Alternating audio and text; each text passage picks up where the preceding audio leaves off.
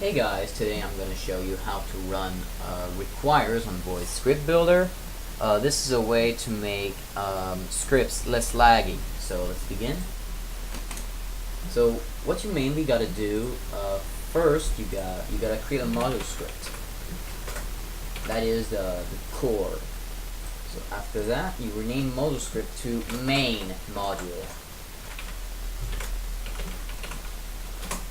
After that's done, you copy one of the links in the description, which is this. You copy the text and paste it on here. Remember to replace that part with your username. After that's done, we're gonna create a script, which is the thing that will be executed by the module script. So you insert a script. So, for example, I'm going to take Shackluster's Pandora script. Copy that. Paste it on this. So, what you firstly got to do is remove local player and replace it with your username. Note that owner doesn't work because it's in a require and not a script directly executed. And as you would with any converted script, you will remove get mouse. And right after that, you copy that code, which I will be linking again in the description, and you paste it at the beginning of the script, like this. After that's done, you create a local script inside it. So you copy this text, which again I will be linking in the description,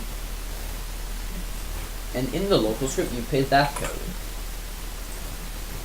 And if you've done it correctly, and also give you a name to your script, and if you all did it correctly, you should be fine. Now to the next part, to save this and use it in game. So what you gotta do is do save to Roblox, create new, create a name, and finish. And once you selected create and model and select the require you just created, you copy the